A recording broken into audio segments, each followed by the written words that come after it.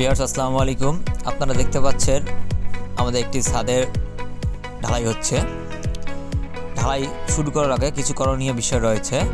আপনাদের বিল্ডিংয়ে ছাদের রড বার্নিং শেষ হয়ে গেলে দেন আপনারা লেভেলিং চেক করে নেবেন এবং ছাদের লেভেলিং চেক করার সময় নিচের দেখতে হবে আপনাকে যে বাঁশের খুঁটি বা ট্রেজিং যদি করা থাকে সেগুলো সঠিকভাবে আছে কিনা এবং মজবুতভাবে লাগানো আছে কিনা সেদিকে লক্ষ্য রাখবেন।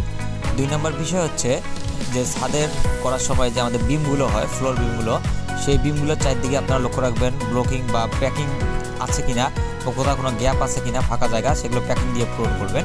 তারপর আপনার লেভেলিং একটি দাগ দিয়ে নেবেন উপরে রডের গায়ে কত ফিট নিচ ডাউন হবে, যে স্ল্যাবটি আমাদের 5 ইঞ্চি সেলাইতে কাস্টিং হবে সেটি দেখে নেবেন।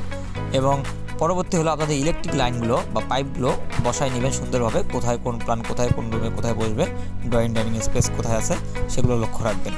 দেন এগুলো ওকে হয়ে গেলে তারপর আপনারা ছাদ ঢালাই করার আগেই আপনারা যে বিমগুলো রয়েছে আমাদের ফ্লোর বিম, সেই ফ্লোর বিমগুলো আগে আপনারা ঢেলে নেবেন মশলা দিয়ে।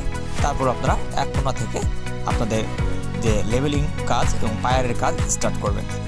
এইভাবে সাধারণত ছাদ ঢালাই করতে হয়।